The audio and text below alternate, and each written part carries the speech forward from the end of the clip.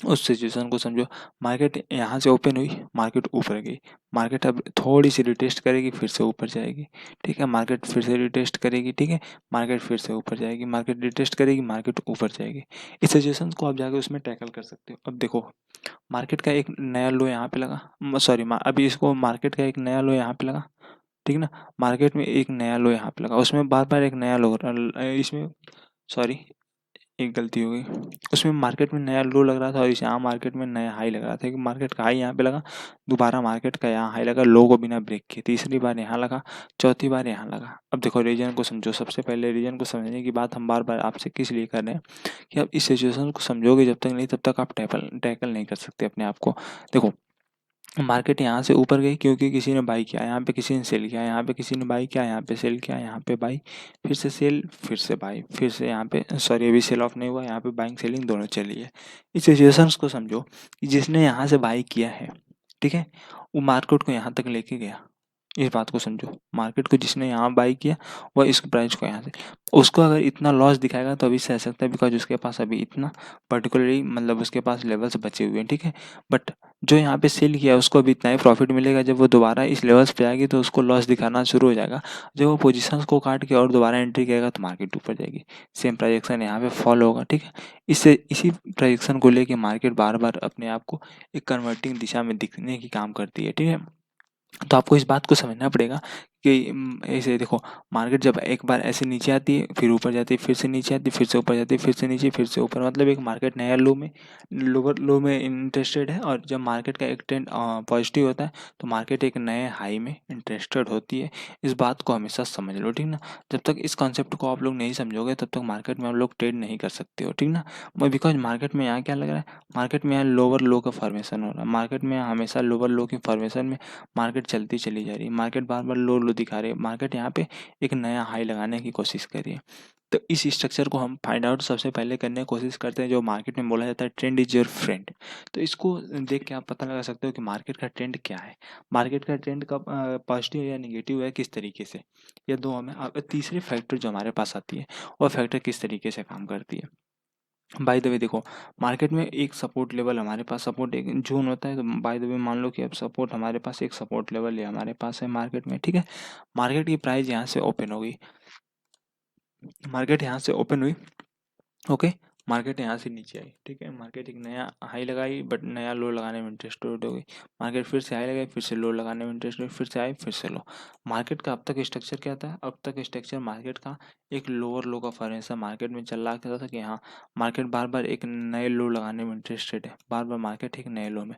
अब मार्केट यहाँ पे आके क्या करिए, मार्केट अब यहाँ से ऊपर गई, मार्केट कंसोलिडेट करिए, मार्केट बार बार अब इसी के बीच में बहुत सारे बायर्स बहुत सारे सेलर्स आने की कोशिश करेंगे, ठीक है।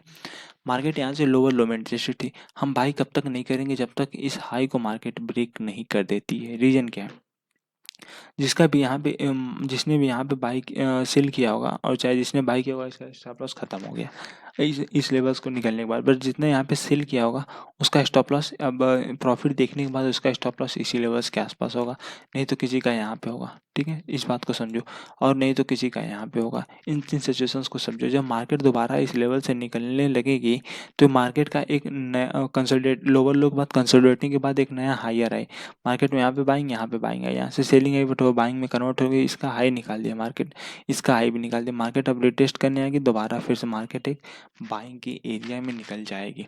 इसी तरीके से मार्केट में अब जब तक मार्केट के स्ट्रक्चर को नहीं समझने की कोशिश करोगे ना, तब तक मार्केट आपको पैसे नहीं देने वाली है।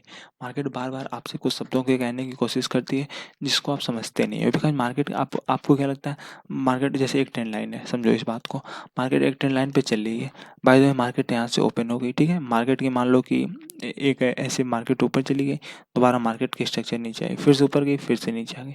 आपको अब यहाँ पे दो सिचुएशंस लगेगी, दो सिचुएशंस कैसी सिचुएशंस लगेगी, सबसे पहले हम स्ट्रक्चर बना दें ना, सबसे पहले स्ट्रक्चर बना दें, उसके बाद हम आपको समझाते हैं किस तरीके से दोबारा मार्केट इस लेवल से ऊपर जाएगी, ठीक है, मार्केट फिर से नीचे आएगी, फिर से ऊपर जाएगी, एक नया हाई लगाएगी, मार्केट नीचे आएगी, ऊपर जाएगी, फिर से इस लेवल से आएगी, इस लेवल के बाद मार्केट ऊपर जाएगी, बट आप जाके चार्ट पे देख लेना उसके बाद ब्रेक कर देगी।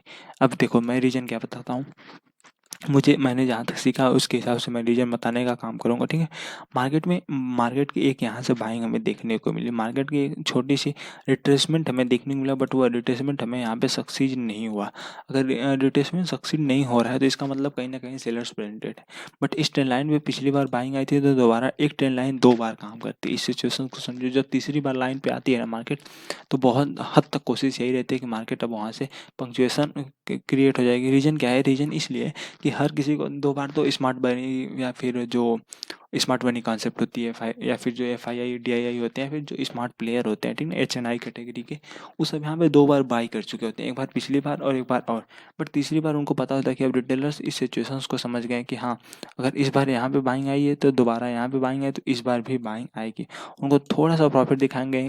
रीजन क्या है कि रीजन सबका स्टॉप लॉस लेना है ना, तो जब एक मार्केट प्रॉफिट देने लगेगी इतनी दूर, तो जो लोग नहीं ले रहेंगे वो बीच में कूदने का काम करेंगे और फिर हर किसी का स्टॉप लॉस लेके मार्केट नीचे आ जाती है।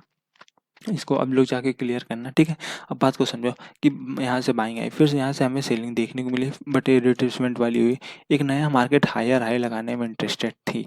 मार्केट का अभी लोअर लो, यहाँ से पैटर्न चेंज नहीं है। मार्केट का जब तक 2 बार पैटर्न नहीं होता तब तक आप उसको क्लियर ही नहीं कर सकते, ठीक है। 2 बार यहाँ पे हो गया, अब तीसरी बार हमें यहाँ पे पता चला कि मार्केट एक नए लो को इंटरेस्टेड है।